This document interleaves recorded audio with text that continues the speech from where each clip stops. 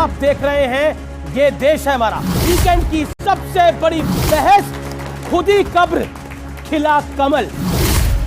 क्या आपको लगता नहीं है कि जितना मोदी को गाली दी जा रही है उतना कमल खिल रहा है? कीचड़ को आप समाप्त नहीं कर सकते, मिलकर के कीचड़ को समाप्त करना पड़ेगा। मतलब सब एक साथ आएंगे तो मोदी हार जाएंगे, यानी मोदी वर्सेस ऑल। राहुल गांधी कहते हैं तू मोदी, तू पिटेगा। ऐसे मार रहे जैसे कुछ फर्क नहीं पड़ता, गोली मार दी, अब में चले जा रहे हैं टहलते हुए। हिंदुस्तान में माइनॉरिटी सुपर क्लास सिटीजन था। शरिया सुप्रीम कोर्ट से ऊपर है कि नहीं? बोलो। सही है। मुसलमानों के मौलवियों का सैलरी पंडितों को ठेंगा, मुसलमानों के लिए वक्फ बोर्ड मंदिरों को ठेंगा, मुसलमानों को पहला हक हिंदुओं को ठेंगा। आप देख रहे हैं ये देश है हमारा, अमीश देवगन के साथ। नमस्कार व्यूअर्स, मैं हूं अमीश देवगन और आप देख रहे हैं ये देश है हमारा। ये देश है हमारा में इस हफ्ते दो बड़ी खबरों पर चर्चा होगी। एक तरफ पूर्वोत्तर में बीजेपी का सियासी जलवा कायम रहा।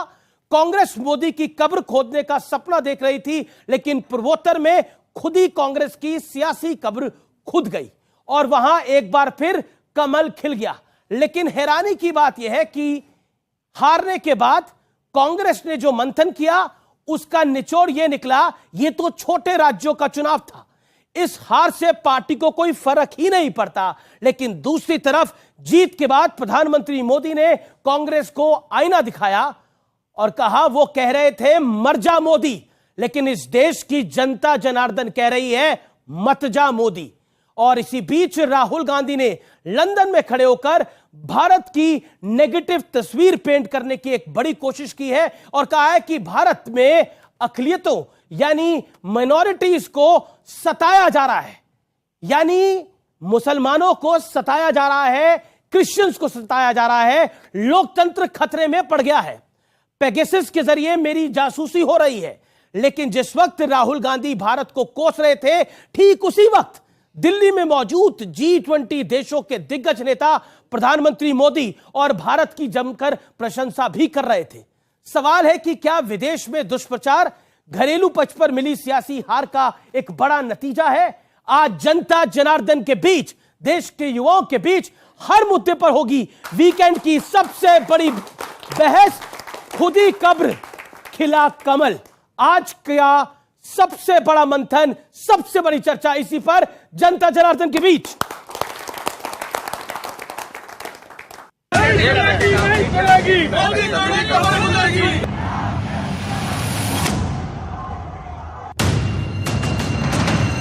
कांग्रेस समेत पूरे विपक्ष की ये मुराद देश की जनता ने पूरी नहीं होने दी। मोदी की कब्र खोदने की ख्वाहिश कर रहे हैं। जहां मौका पड़ता है कमल खिलता ही जा रहा है, खिलता ही जा रहा है। पीएम मोदी ने दो टूक कहा कि कुछ लोग उनके मरने की कामना करते हैं, लेकिन देश की जनता का इरादा कुछ और ही है। ये कट्टर लोग कहते हैं मर जा मोदी, वो कहते हैं मर जा मोदी। देश कह रहे हैं मत जा मोदी, मत जा। प्रधानमंत्री मोदी ने अल्पसंख्यक वर्ग को डराने वाले एजेंडे पर भी करारा प्रहार किया। साथियों, हमारे यहां बरसों तक माइनॉरिटीज को भी बीजेपी का डर दिखाया गया, देश विदेश में प्रोपेगेंडा चलाया गया, लेकिन अपप्रचार की झूठ की पोल गोवा के लोग खोलते रहे हैं। अब नॉर्थ ईस्ट के लोग भी इस झूठ की पोल खोलने में जुट गए हैं। We've got Muslims in India, we've got Christians in India, we've got different languages in India, right? They are all India. Mr. Narendra Modi says he's not. Mr. Narendra Modi says he's a second class citizen in India.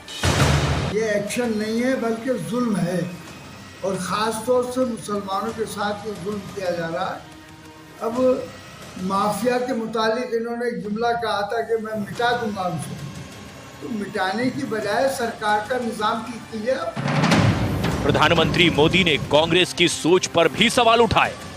Congress कह रही है और अध्यक्ष उनके कह रहे हैं कि ये तो छोटे राज्य हैं, इनके नतीजे उतना मायने नहीं रखते। जब दिल में ही भारत को जोड़ने की भावना ना हो तो ऐसे बोल निकलते ही हैं। इस बीच राहुल गांधी ने कैम्ब्रिज के अपने भाषण में देश के लोकतंत्र को खतरा बताया। In my view, Narendra Modi is destroying the architecture of India. I think he is imposing an idea on India that India cannot absorb. सम्मान बढ़ा है, जो भारत का मान सम्मान बढ़ा है मोदी जी के नेतृत्व में, वो आज कोई और नहीं, दुनिया भर के बड़े बड़े नेता कह रहे हैं। राहुल जी किसी और की नहीं, कम से कम इटली के प्राइम मिनिस्टर उनके नेताओं की तो सुन लेते। सवाल है कि अगर मोदी को हरा नहीं पा रहे तो क्या विदेश में देश की बुराई करेंगे। सवाल ये भी कि 2024 में विपक्षी एकता का क्या होगा, क्योंकि पीएम मोदी विपक्ष के बेमेल गठबंधनों की पोल भी खोल चुके हैं।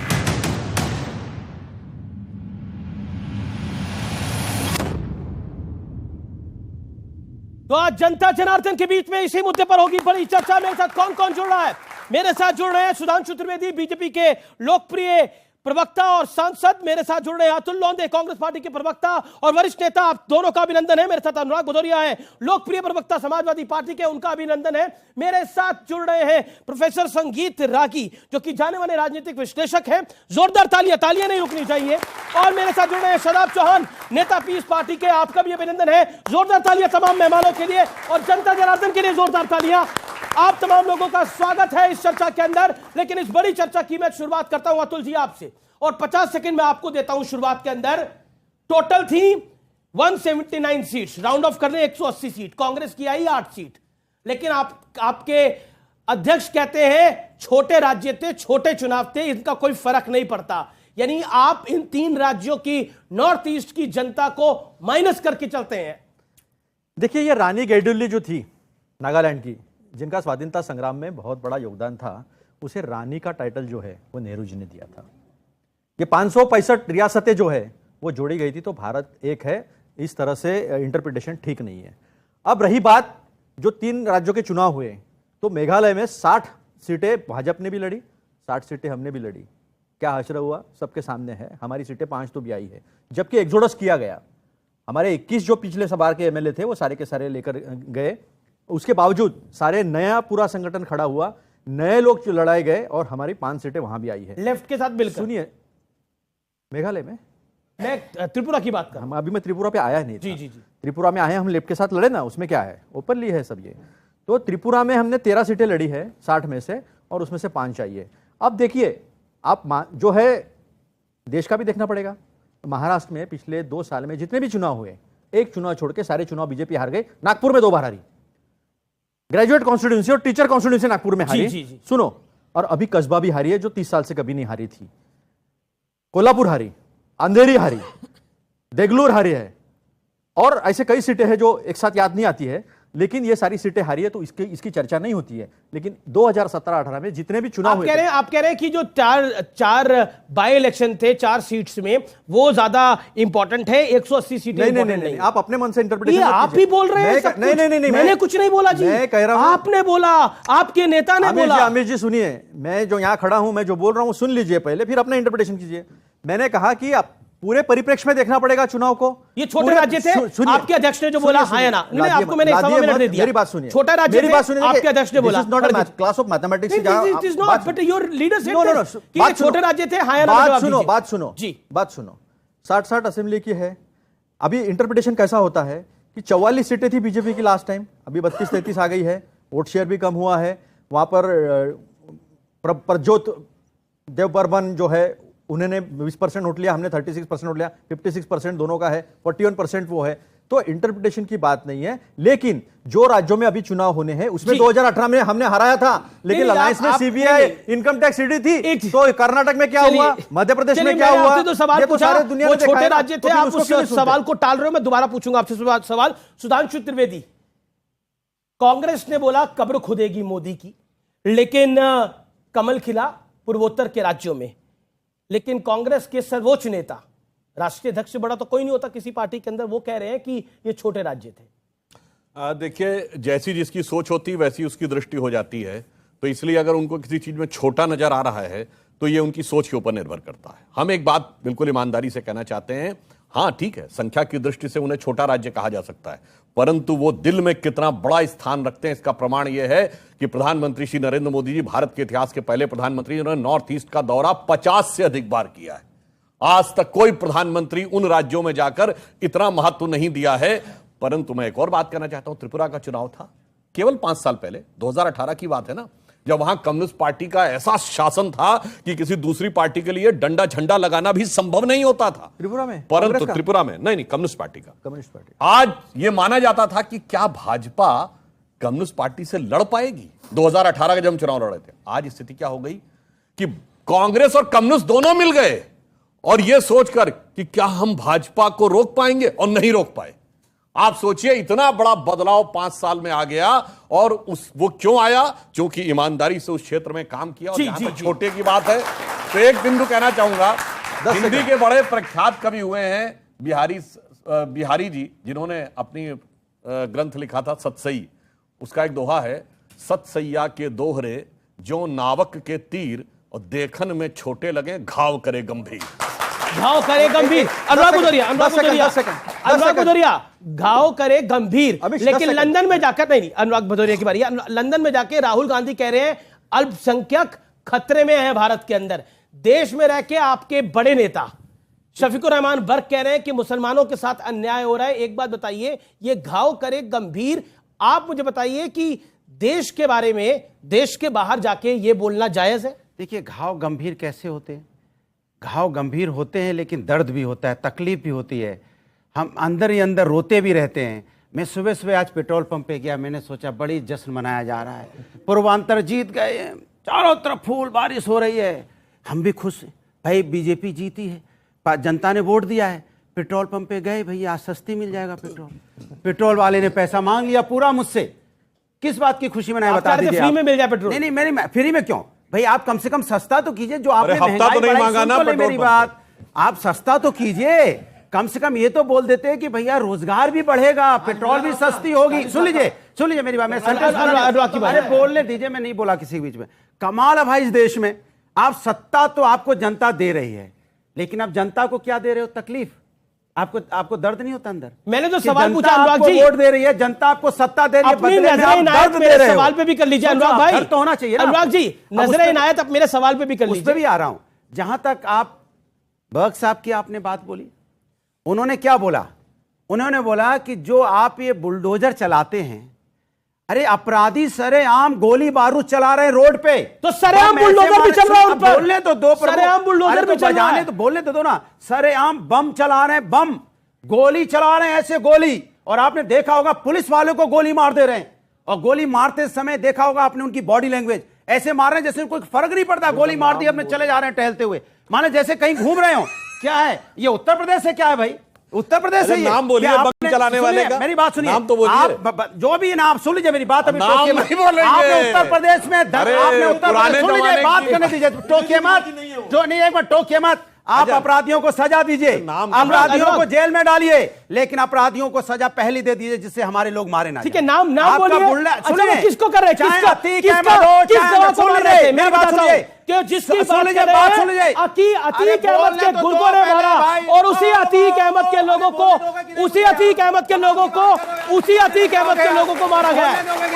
अब बोलने तो दो यार, बोलने दो पूरा। चाहे अतीक अहमद हो, चाहे देखो यार सेंटेंस, चाहे अतीक अहमद हो, चाहे अनुराग भदौरिया हो, चाहे सुधांशु त्रिवेदी हो, हिंदुस्तान में जो कानून सबके लिए बराबर होता है, अगर आप गलती करोगे, सुनिए, आज गलती करोगे तो आपको कानून सजा देगी, लेकिन अगर आप पहले ही सजा दे दो, जो बदमाश हैं, तो कम से कम निर्दोष तो नहीं मारे जाए। मुझे समझ पुलिस नहीं वाले आया की क्या गलती थी जो मारा गया? शफीकुर रहमान बर्क जिनके यहाँ बुलडोजर चल रहा है उस पे नाराज हो रहे हैं, इसका मतलब उन्होंने क्या बोला? बिल्कुल उन्होंने यही बोला। उन्होंने नहीं बोला, उन्होंने यही बोला, उन्होंने ये नहीं बोला, उन्होंने यही बोला, और उनको डिफेंड कर रहे हैं। माफियाओं पे चलाओ। देखिए, अब आपने बीजेपी पे बड़े गंभीर आरोप लगाए, ये बोला अब आपने लगभग 3 मिनट बोला। सुधांशु जी, ऐसा है कि उनका दर्द उनका दर्द पेट्रोल पंप पे जाने पे हम बहुत गहरा समझ सकते हैं, क्योंकि सपा शासन काल में सपा के लोग तो कभी पैसे नहीं देते थे पेट्रोल पंप पे, मुफ्त में भरवा लेते थे, और बहुत से तो ऐसे लोग थे हफ्ता भी ले लेते थे। तो इसलिए उनका दर्द समझा जा सकता है कि वो जब कहे कि हम गए और लगा भाजपा की सरकार है तो कितना दर्द हो रहा होगा। शदाब चौहान, क्या आपको लगता है, जो राम मैं विषय पर आता हूं दोबारा, जो प्रधानमंत्री ने बोला कि मेरी कब्र खोदना चाहते हैं लेकिन देश में कमल खिल रहा है, और राहुल गांधी ने बोला कि यहां पर अब अकलियतों का रहना मुश्किल होता जा रहा है, इस देश के अंदर फांसीवाद हो रहा है? ये तो कटु सत्य है, चाहे कहीं भी बोला जाए। और रही बात देश और विदेश में, तो प्रधानमंत्री जी ने भी कहा था कि पिछले जन्म में कहां पैदा हो गए, शर्म आती हो, ये भी कहीं बाहर ही बोला था, याद होगा आपको। लेकिन दूसरा विषय है कि जो बातें बोली गई हैं, क्या यही बुक फेयर में बाइबल अगर किसी ने डिस्ट्रीब्यूट किया तो कैसे कैसे नारे लगे थे, सब भूल गए?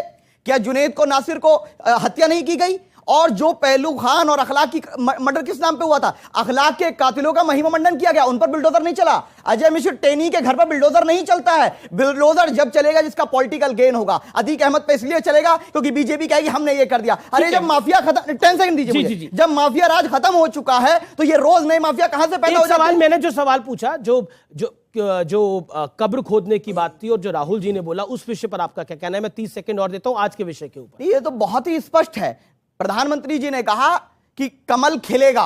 मैं तो कह रहा हूं जब तक कीचड़ रहेगी कमल खिलेगा, और हमारा लक्ष्य है कीचड़ हटाओ, कीचड़ हटाओ, स्वच्छता लाओ, और जब स्वच्छता आएगी तो भाजपा जाएगी, लेकिन संविधान करा जाएगा। आपने बोला कीचड़, जब तक कीचड़ रहेगा कमल खिलेगा। प्रोफेसर रागी, अब आपकी बारी है, अब no will be intervene. Professor Ragi, देखिए, चूंकि भारतीय राजनीति में विपक्ष जो है वह कीचड़ बन चुका है, इसीलिए भाजपा का कमल खिल रहा है। तो दूसरी बात, देखिए, राहुल गांधी और प्रधानमंत्री जो मेडिसन स्क्वायर पर या बाहर जाकर के जोलते, उसमें बहुत एक गुणात्मक अंतर है। कभी भी भारत के अंदर ये प्रधानमंत्री में नहीं जाकर के कहा कि हमारे यहाँ जातिवाद से ये हो रहा है, वो हो रहा है, एक दूसरे के खिलाफ लोग लड़ रहे हैं। जानते हैं G20 देश की आज भारत अध्यक्षता कर रहा है, और ऐसे में भारत, नहीं, देख लीजिए, सुन लीजिए, बहुत गंभीर बात मैं कह रहा हूं। पश्चिमी देश ह्यूमन राइट्स मामले को लेकर के और माइनॉरिटी राइट्स को लेकर के बहुत सेंसिटिव होते हैं, और नरेंद्र जानबूझ करके इस प्रचार को हवा देने के लिए ही कैम्ब्रिज के अंदर जो वामपंथी इस्लामिस्ट तत्व है वो जानबूझ करके इसको हवा देने के लिए जाकर के कैम्ब्रिज में आयोजन किया गया, और राहुल गांधी वही बात बोलते हैं। दुर्भाग्य है कि जो परसेप्शन राहुल गांधी बनाना चाहते हैं वो भारत की जनता उसको स्वीकार नहीं करती है, और आज के दिन में दुनिया भी स्वीकार नहीं कर रही है।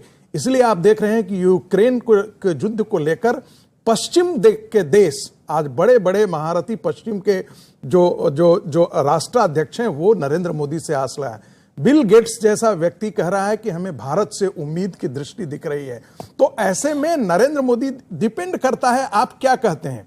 राहुल गांधी के लिए लोगों ने सोशल मीडिया पर एक चलाया, पप्पू हैं, ये सोशल मीडिया ने चलाया, ये चिपक गया उन पर, क्योंकि उनका व्यवहार ऐसा था।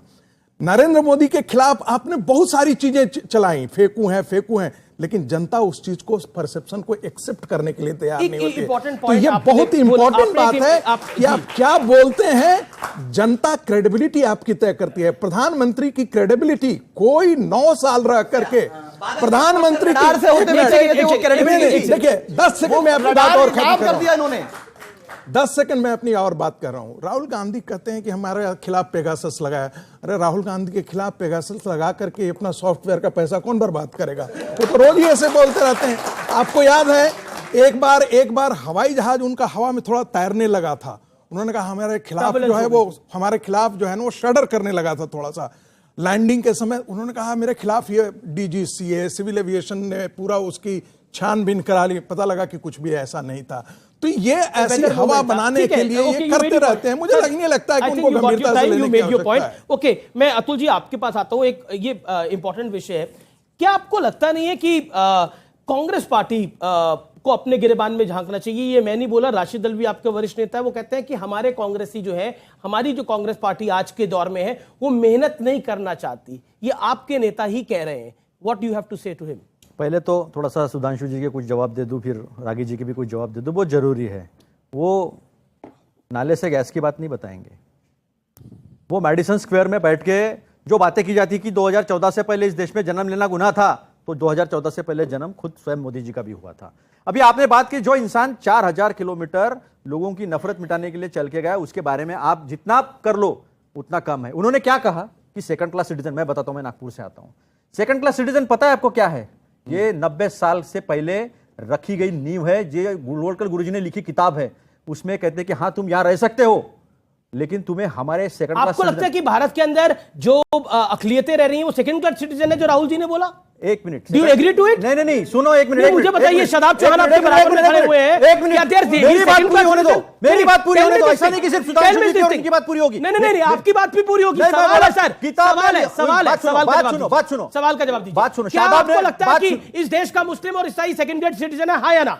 सेकंड ग्रेड सिटीजन बनाने की कोशिश भाजपा कर रही है।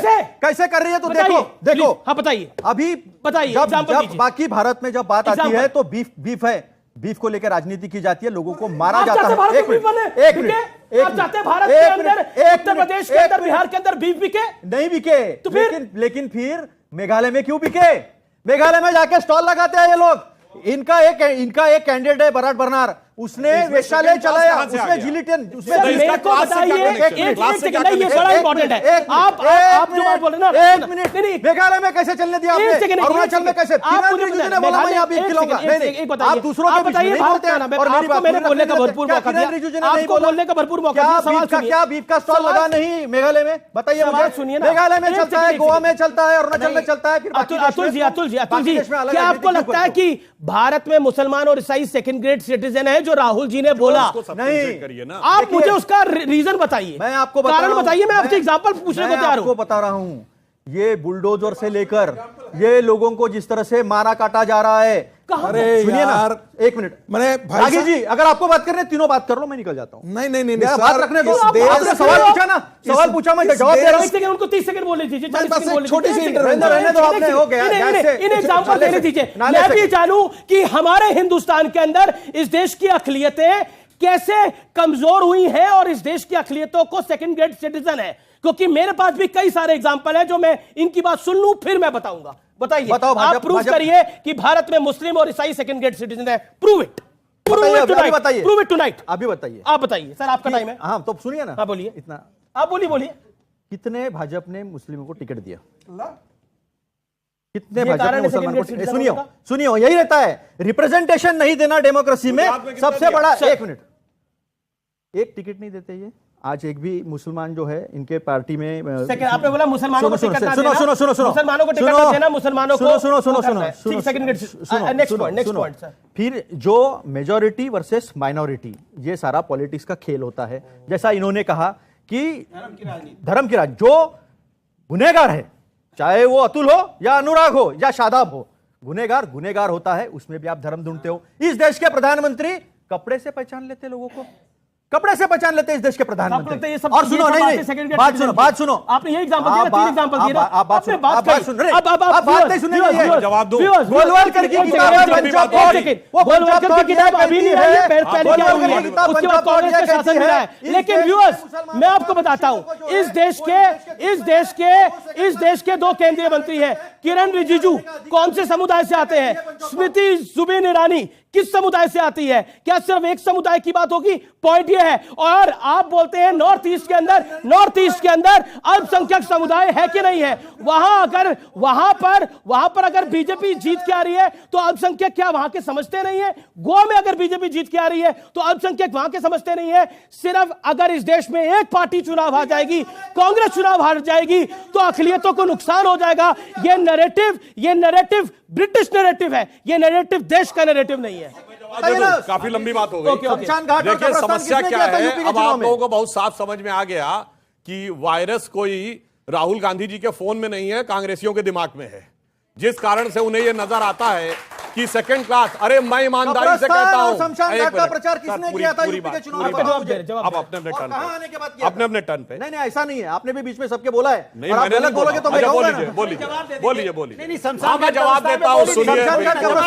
अरे भाई जवाब दे रहा हूँ, मुंह बंद करवा दो, बंद करा दो। जवाब दे रहा हूँ। अरे भाई सुनिए, अरे भाई कब्रिस्तान कुफ्र है इस्लाम के हिसाब से। हिंदुस्तान में माइनॉरिटी सुपर क्लास सिटीजन था। शरिया सुप्रीम कोर्ट से ऊपर है कि नहीं? बोलो। नहीं है। अच्छा ये बताओ, सुनिए, मुसलमानों को 4 बीबी, हिंदुओं को 1। मुसलमानों के मौलवियों का सैलरी पंडितों को ठेंगा, मुसलमानों के लिए वक्फ बोर्ड मंदिरों को ठेंगा, मुसलमानों के लिए शरिया हिंदुओं के लिए ठेंगा, और इतना ही नहीं, मुसलमानों को पहला हक हिंदुओं को ठेंगा। और ये बात एक सेकंड और डॉक्टर मनमोहन सिंह, ये बात किसने बोली थी? व्यूअर्स एक सेकंड सवाल लूंगा मैं, सवाल लूंगा। ये डॉक्टर मनमोहन सिंह ने बोला था, नेता ने बोला कि मैं मुसलमानों के लिए इससे ज्यादा क्या कर सकता था, मैंने 16 हिंदू मरवा दिए गोली चलवा। व्यूअर्स ये देश है हमारा में रुकेंगे एक ब्रेक के लिए, लेकिन ब्रेक के बाद पब्लिक के होंगे सवाल, नेताओं के होंगे जवाब। आप देखते रहिए वीकेंड का सबसे भरोसेमंद और सबसे ज्यादा देखे जाने वाला कार्यक्रम ये देश है हमारा, क्योंकि ब्रेक के बाद कुछ बड़ा होने वाला है ये देश है हमारा में। उनके जो एजेंट थे उनसे मैं क्या बात, अरे भाई कैमरे में जाके आप बोल रहे हैं, वो तो आज के तारीख में इज्जत है, मुद्दे पे बात करो, महंगाई और बेरोजगारी, विकास की तरह महंगाई, बोलिए इंग्लैंड में कितनी है विकास की तरह महंगाई, बोलिए इटली में कितनी है विकास की तरह महंगाई।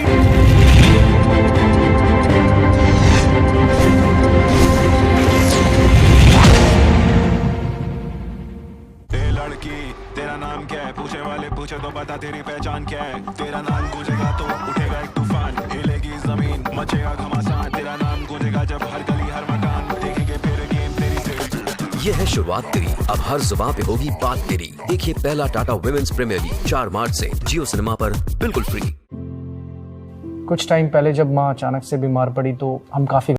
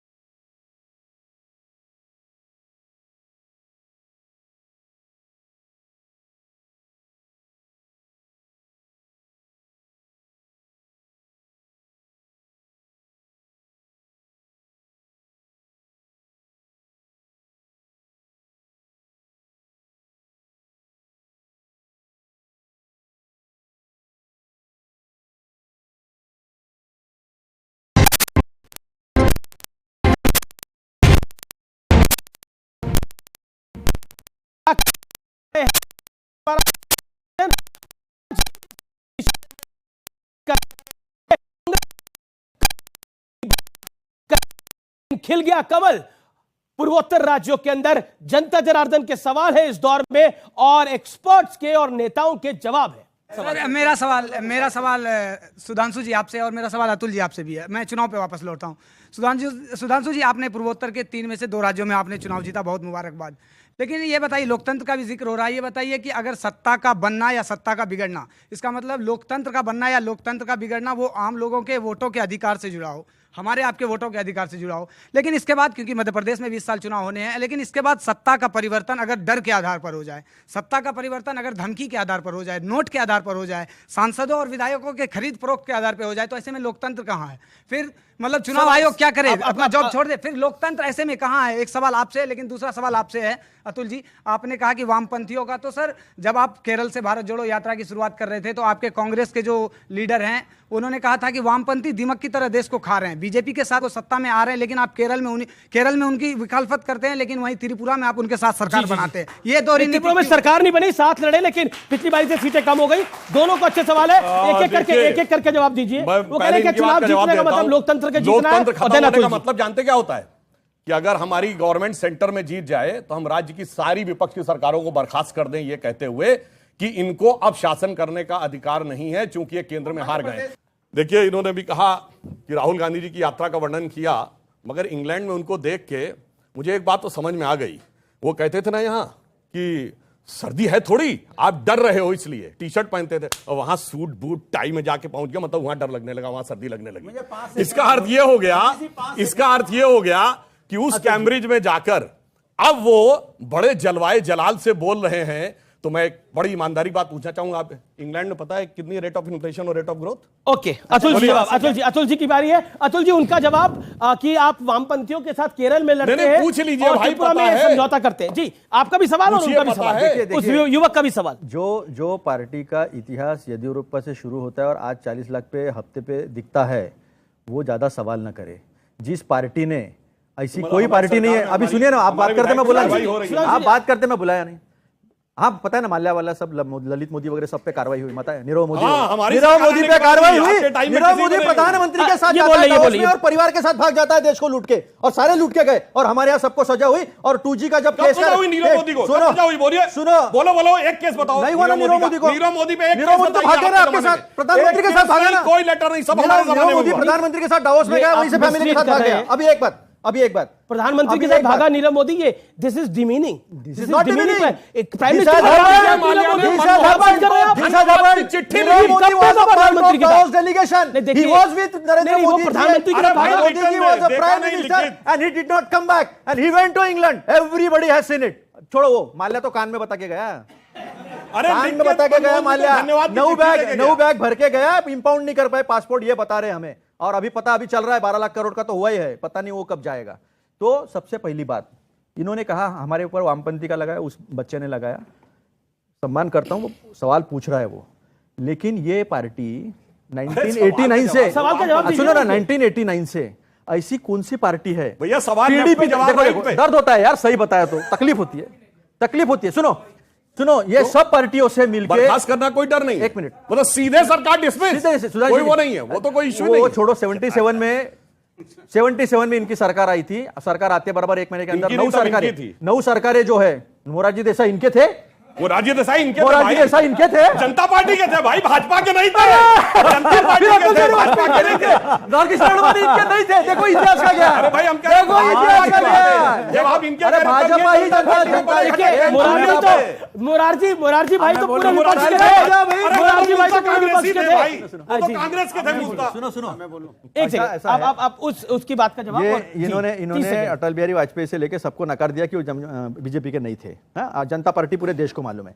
अभी मुझे एक बात बताओ, ये पार्टी वाम दलों से लेकर, जेडीयू से लेकर, आरजेडी से लेकर सारे पार्टियों के साथ बैठी हो, यहां तक कि पीडीपी के साथ बैठ के जब स्वेरिंग इन हो रहा था मुफ्ती मोहम्मद सईद जी का कश्मीर में, तब उन्होंने पाकिस्तान को धन्यवाद दिया था, और वहां मोदी जी बैठे थे देश के प्रधानमंत्री, तब सवाल नहीं पूछना हुआ मीडिया को कि देश की बेइज्जती हो रही है। अमित शाह से सवाल पूछा था, मैंने ही पूछा था। देखिए, मैं नहीं पूछा था सवाल, एक बार नहीं 3 बार पूछा था। एक सेकंड, आपने क्योंकि मीडिया की बात करी, मैंने ही अमित शाह से सवाल पूछा था और 3 बार सवाल पूछा था। अब आपसे मैं सवाल पूछ रहा हूं, लेफ्ट के साथ आप केरल में लड़ते हैं और यहां समझौता करते हैं, और समझौता करने के बाद भी त्रिपुरा में पिट जाते हैं, जवाब दीजिए इस बात। ऐसा है कि एक आध इलेक्शन हार गए, आप पिट गए, क्यों? राजस्थान में नहीं पिटे, छत्तीसगढ़ में बुरी तरह नहीं पिटे, मध्य प्रदेश में नहीं। सुनिए, उस बच्चे का एक सवाल था, दोबारा चुनाव आ रहे हैं, बच्चे का एक सवाल था, इनके अलायंस में कोई बचा नहीं है अभी 5 राज्यों में चुनाव हुआ है, सीबीआई, इनकम टैक्स और ईडी लगातार बोल रहे हैं, बचे हुए हैं 5 राज्यों में। पिछले 3 महीने में 5 राज्यों में चुनाव हुआ है, क्योंकि रिपोर्ट कार्ड की बात हुई तो प्रोफेसर रागी रिपोर्ट कार्ड की बात कर लेते हैं।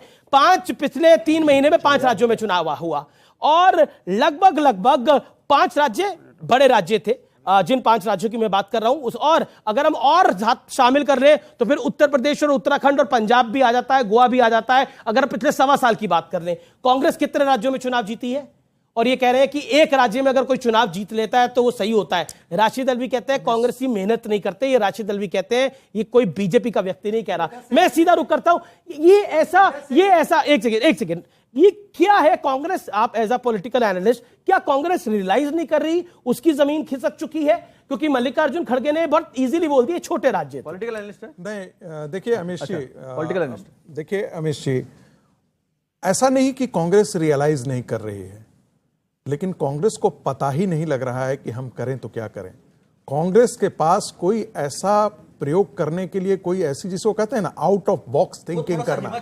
एक मिनट, हिमाचल में मैं बता रहा हूं, हिमाचल में भारतीय जनता पार्टी, हिमाचल में भारतीय जनता पार्टी को 34,000 कम वोट मिला पूरे टोटल में। पिछले साल कितना ज्यादा मिला? सुन लीजिए एक मिनट, इसके पहले कितना मिला था ज्यादा? लेकिन हमने आपके बीच में नहीं बोला था, आप कुछ भी इंटरप्रिटेशन बोल लीजिए। तो आप इस पे, आप उस पर बहुत ज्यादा गौरवान्वित मत होइए।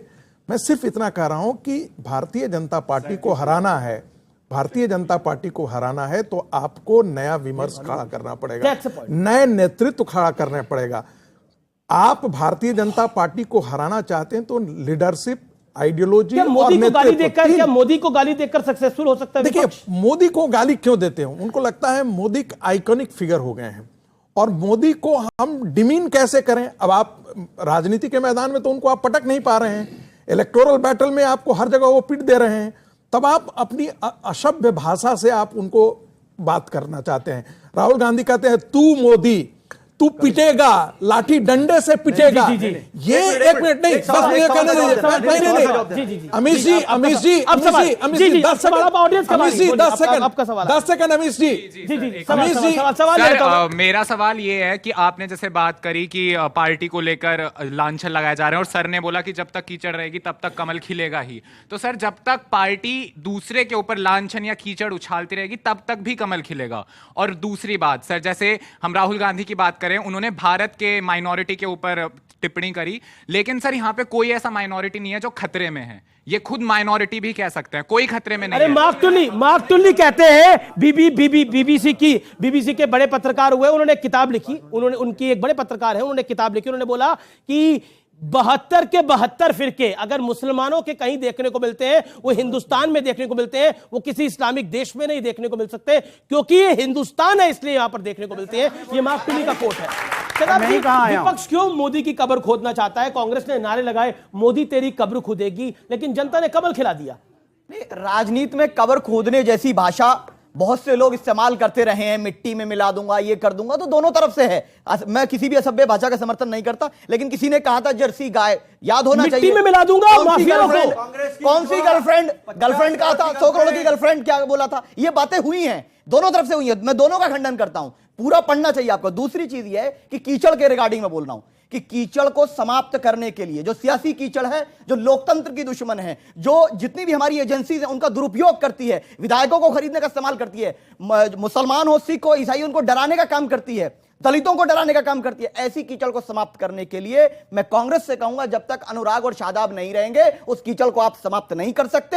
मिलकर के कीचड़ को समाप्त करना पड़ेगा। मतलब सब एक साथ आएंगे तो मोदी हार जाएंगे, तो कहानी वही आ रही है। यानी मोदी वर्सेस ऑल, मोदी को निपटाना है, सबको साथ आना है। सुधांशु त्रिवेदी इसका जवाब। अब ये लड़ाई सामने है, ये जैसा 2019 में हुआ वैसा ही हो रहा है। मैंने बोला ही नहीं तो मुझे मेरा जवाब कहां मिलेगा? उन्होंने तो बोला ना, अभी आप लोग साथ आना चाहते हैं मोदी को निपटाने के लिए। जवाब मेरा मिल रहा है। इन्होंने गुजरात चुनाव में कहा कि मोदी जी को औकात दिखा देंगे, औकात जनता ने दिखा दी। इस चुनाव में कहा कब्र खोदने को, तो किस हालत में पहुंच गया। मगर एक बात मैं मानूंगा, मोदी जी के प्रति कितनी भी घृणा बढ़ी हो, इनके मन में कितना वैमनस्य हो, गाली बक रहे हो, मगर अपने वोट को पूरा ध्यान रखते हैं। इन्होंने ये नहीं कहा मोदी जी भस्म हो जाएंगे, ये नहीं कहा मोदी जी का नाश होगा, कहा मोदी जी की कब्र खुदेगी। यानी अपने वोट का पूरा ध्यान रखते हैं गाली बकने में भी। अन्यथा भारतीय संस्कृति है, भारतीय जो है किसी को कहा जाता है या भस्म हो जाएगा, कभी नहीं कहा जाता कब्र खुदेगी। क्या होता है, बराबर लेके आए, कपड़े पहचानेंगे, शमशान घाट, और ये कहावत है कि जो दूसरे के लिए गड्ढा खोदता है आखिर में उसी में गिरता है। ओके, उन्होंने कहावत बोली जो दूसरे के लिए गड्ढा खोदता है वो उसी में गिरता है, लेकिन आपने कब्र खोदी, मोदी के लिए गिर गए खुद। ऐसा है कि जो गड्ढा बीजेपी देश की जनता के लिए महंगाई और बेरोजगारी खुद रहे ना, 2024 में उसी गड्ढे में बीजेपी जाने वाली है, क्योंकि तकलीफ जनता को जो है देकर कोई खुश नहीं हुआ है। और एक बात, हर बात के लिए अच्छा, जब ब्रिटेन हम की बात करते हैं, रेकमेंडेशन हम जब तो बात बता दो करते भाई। हैं, हम रुको जहां ना, से कैम्ब्रिज से वो ज्ञान अच्छा दिया। ब्रिटेन के जो बर्तानियों लोगों के जो एजेंट थे उनसे मैं क्या बात करूं? अरे भाई कैम्ब्रिज में जाके आप बोल रहे हैं, एजेंट तो हमसे कह रहे हैं भाई। वो तो आज के तारीख में इज्जत है हमारी। मुद्दे पे वो तो बात आज के करो। मुद्दे पे बात कर रहा हूं। महंगाई और जो बेरोजगारी एजेंट थे बोलो। बीजेपी के, विकास की दर महंगाई बोलिए, इंग्लैंड में कितनी है विकास की दर महंगाई? बोलिए, इटली में कितनी है विकास की दर महंगाई? मैं पाकिस्तान श्रीलंका की बात नहीं कर रहा हूँ, जहां से ज्ञान दिया वहां बोलो। अच्छा एक सेकंड अच्छा आप एक सेकंड इटली आपने बात बोली। देखिए, आप मोदी जी की बात ना मानिए। इटली की प्राइम मिनिस्टर आई और उसने बोला कि मोदी की जो ग्लोबल रैंकिंग है वो इतनी अच्छी है और हम सबको बहुत अच्छा लगता है प्रधानमंत्री मोदी से मुलाकात करके। He is one of the powerful leaders of the world और उनको वो ग्लोबल रैंकिंग में सबसे ज्यादा लोकप्रिय हैं। आप मोदी की बात ना मानिए, इटालियन पीएम की बात तो मानते ही होंगे। एक बात आप बराक ओबामा जी मानेंगे? एक बराक ओबामा जी की बात मानेंगे? जो प्रॉमिस लैंड में 2011 में G20 की बैठक चल रही थी, पूरा दुनिया रिसेशन के अंदर था। उन्होंने कहा, बराक ओबामा जी ने मनमोहन सिंह साहब के लिए कहा था, when he speaks world lessons. वो जब कहते हैं दुनिया सुनती है। क्यों नहीं मानेंगे? मैं बराक ओबामा की सारी बातें मानता हूं। तो हमने प्रधानमंत्री को चुन के इटली के लिए दिया था। बराक ओबामा को वोट करें। बराक ओबामा ने जो राहुल जी ने के लिए बोला है वो आप मानते हैं? हाय ना, एक सेकंड। बराक ओबामा ने जो राहुल जी के लिए बोला वो आप मानते हैं? एक मिनट अमित जी, क्योंकि बराक ओबामा की बात हुई। प्रधानमंत्री और बीजेपी को जनता ने इसलिए चुन के नहीं दिया था कि महंगाई इटली की दिखाएंगे, लंदन की दिखाएंगे, देश की महंगाई कम करने के लिए दिया था। एक सेकंड कहां गया? सर 2 करोड़ रोजगार आपने बराक ओबामा, आपको जाना भी है, आपने बराक ओबामा को 2 बार कोट, आपने बराक ओबामा को कोट किया।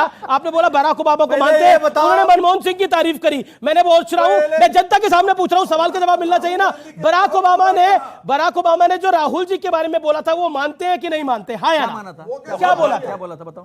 बराक ओबामा ने राहुल जी के बारे में जो बोला था वो आप मानते हैं कि नहीं मानते? आप बताओ ना क्या बोला था राहुल जी के बारे में उन्होंने बोला था। एक सेकंड, राहुल जी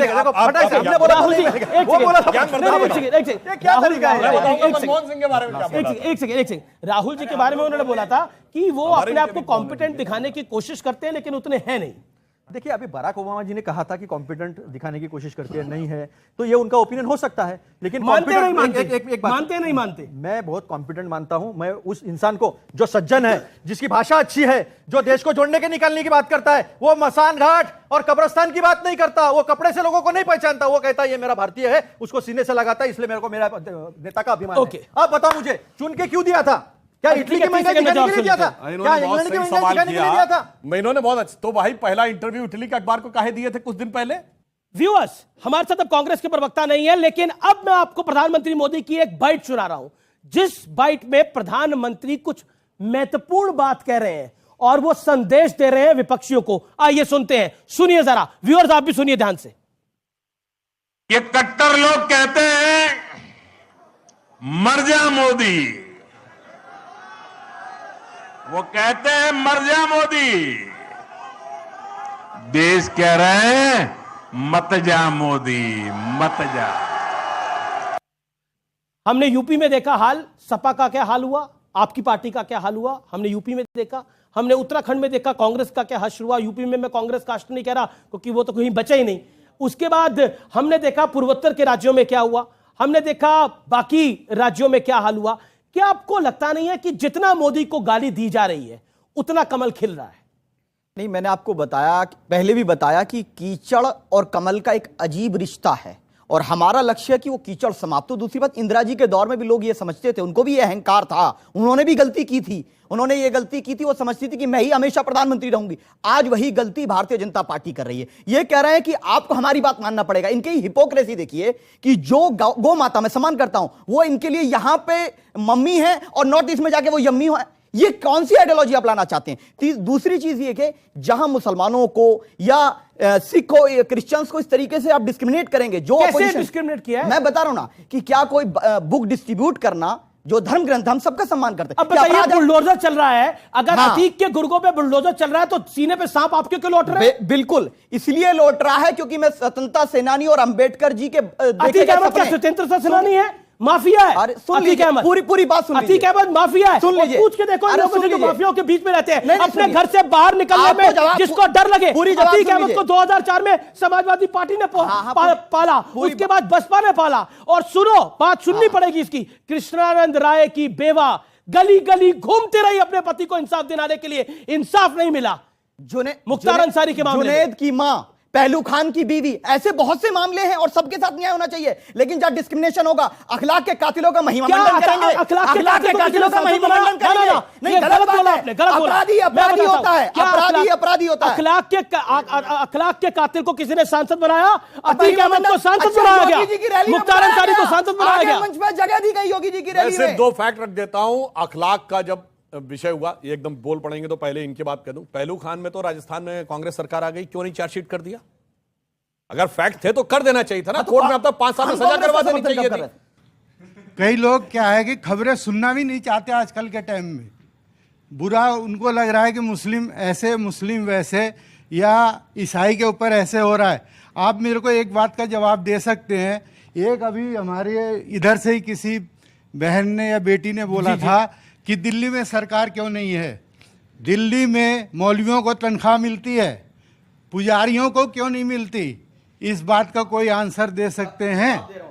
सर, उनको जो सैलरी मिलती है वो वक्फ बोर्ड के जरिए मिलती है। और वक्फ बोर्ड क्या होता है कि मुसलमान ने, किसी भी व्यक्ति ने अपने धर्म की सेवा के लिए कोई प्रॉपर्टी दान कर दी, सरकार से नहीं लिया, उसी प्रॉपर्टी से किराया आता है, उसी से दिया जाता है। दूसरी चीज, और हिंदू धर्म में भी, हिंदू धर्म में ट्रस्ट होते हैं। राम मंदिर का जो वो है, राम मंदिर ट्रस्ट का जो अध्यक्ष है वो वहां का डीएम है। बीजेपी। अरे भाई ये बताइए, आज पता है आपको सरकार के बाद सबसे ज्यादा जमीन किसके पास है? वक्फ बोर्ड के पास। ये मुसलमानों ने सेवा के लिए दे दिया। 2014 सुनिए, आप भी दीजिए, आप भी दान करिए। क्या समस्या है? अपने टाइम पे बोले, अपने टाइम पे बोले, वो बीच में नहीं बोले। 2014 के चुनाव से जस्ट पहले मार्च 2014 में केंद्र सरकार ने जाने से पहले 120 प्राइम प्रॉपर्टीज दिल्ली की वक्फ बोर्ड को दे दी। कह रहे हैं कि सब दान के किया है। अब मतलब मैं बुरा नहीं मानना चाहिए, मैं किसी के प्रति असम्मान नहीं। एक तरफ कहते हैं कि साहब हमारी कम्युनिटी तो बहुत गरीब है, उसकी स्थिति यह है कि पंचर बनाते हैं और दान इतना दे देते हैं, मिसाइल बनाते हैं। कौन बोला? मिसाइल बनाते हैं, मिसाइल बनाते हैं। और हम एपीजे अब्दुल कलाम हैं, हम मोहम्मद सिराज हैं, उसको अपना नहीं अब बुलडोजर पे आता हूं। देखिए आखिरी दौर है, बिल्कुल बिल्कुल हम जीत जाते। अब माइक से उतनी आवाज आती है, चिल्लाकर ज्यादा नहीं जाती। अच्छा ठीक है, बुलडोजर को जी। यहां पर ईसाइयों के लिए भी दर्द नहीं है। वहां पे केरल में फादर जोसेफ का हाथ काट दिया गया था, उनसे मिलने कोई नहीं जाता है, क्योंकि काटा था कट्टरपंथी इस्लामी। आप चले जाते हैं। यहां पर हकीकत में मुस्लिमों के लिए भी दर्द नहीं है, देशभक्त मुस्लिमों के लिए। अगर कश्मीर में इंस्पेक्टर अयूब पंडित को मार दिया था जुमे की नमाज के बाद उन्मादी भीड़ ने, कोई उनके घर नहीं गया था। भारतीय सेना का जवान औरंगजेब मार दिया गया था, कोई नहीं गया था। उत्तर प्रदेश में एनआईए का तंजील अहमद मार दिया गया था, कोई नहीं गया था। इसलिए मैं कह रहा हूं, इनको सिर्फ अपराधियों और आतंकवादियों से मोहब्बत है, न हिंदू, क्रिश्चियन, मुस्लिम जैसा कोई चीज नहीं है। ओके ओके, ये बुलडोजर को एक संकेत बना दिया गया है कि बुलडोजर एक कौम के खिलाफ है। लगातार समाजवादी पार्टी सांसद भी यही बात कह रहे हैं, शदाब चौहान भी यही बात कह रहे हैं। देखिए अमीश जी, जब टाडा को रिपील करने की बात की गई थी तो कांग्रेस पार्टी और जितने अपोजिशन पार्टी थे सब वही कहते थे कि सिर्फ मुसलमानों को फंसाया जा रहा है। जब कांग्रेस पार्टी सरकार में 2004 में आ गई, उसके बावजूद भी जो जेल जाने वाले थे आतंकवादियों के नाम पे, वो कौन थे? वो सारे मुस्लिम ही थे। 85% जो जेल में बंद हुए आतंकवादी गतिविधियों में, वे सारे मुस्लिम थे। और बुलडोजर की मैं इसलिए इसकी तारीफ करूंगा कि एक कहावत है, संस्कृत की एक सुभाषित है, सठम साठ्यम समाचरेत।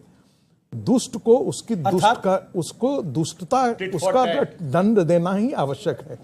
आप अतीक अहमद जैसे गुंडे और इस प्रकार के हत्यारे के साथ आप कानूनी रास्ता, जो सामान्य कानून की प्रक्रिया है, उसको अपनाने की कोई आवश्यकता नहीं है। ये आप कह रहे हैं? बिल्कुल मैं कह रहा हूं, बिल्कुल कह रहा हूं। ये मुख्तार अंसारी जी जो थे, जी बोल रहा हूं, क्यों जानते हैं? वो कहां पे जाके जेल में सरेंडर किए थे? पंजाब में। ठीक है, क्यों? और कहते तबीयत नासाज है। यानी आप ये समझिए कि कांग्रेस और विपक्षी दलों में, सपा में कैसा वो है कि जो यहां माफिया है वो वहां पर कांग्रेस पार्टी के, सुनिए, कांग्रेस कांग्रेस ये क्या है, पूर्ण सानिध्य में स्वास्थ्य लाभ कर रहे थे। चलिए सुनिए, स्नेहपूर्ण सानिध्य में स्वास्थ्य लाभ कर रहे थे, और जैसे ही यूपी आते हैं उनकी तबीयत बिगड़ने लगती है। यही तो समस्या है। ठीक है, लेकिन देखिए, मैं तो पठान फिल्म का एक डायलॉग बोलूंगा, कि कुर्सी की पेटी बांध लीजिए, मौसम बिगड़ने वाला है। और मौसम इसलिए बिगड़ने वाला है क्योंकि 2024 का चुनाव आने वाला है, इसलिए सब नेता मौसम बिगाड़ने का पूरा प्रयास करेंगे। लेकिन आपका बहुत बहुत शुक्रिया, आपका बहुत बहुत शुक्रिया। लेकिन सेकुलरिज्म की बात हुई तो मुझे एक बात याद आ गई। शरद राव पवार, सबसे बड़े सेकुलर नेता, सबसे वरिष्ठ सेकुलर नेता इस देश के, उन्होंने बोला कि जब बॉम्बे में बम ब्लास्ट हुए तो मैंने झूठ बोला, हिंदू इलाकों में भी हो गए हैं, कुछ हिंदू लड़कों ने भी बम ब्लास्ट करे हैं, क्योंकि मुझे सांप्रदायिक सौहार्द बनाना के लिए यह कहना पड़ा। सोचिए, इस देश में सेकुलरिज्म की परिभाषा यह है जिसमें एक मुख्यमंत्री ने खुला झूठ बोला और कहा कि हां मैंने ये झूठ बोल दिया था क्योंकि मुझे उस समय माहौल को संभालना था। सोचिए सेकुलरिज्म के सूरमा किस हद तक गए हुए हैं। मैं अपनी वाणी को यहीं विराम देता हूं। उम्मीद है आज का कार्यक्रम आपको पसंद आया होगा। नमस्कार, जय हिंद, वंदे मातरम।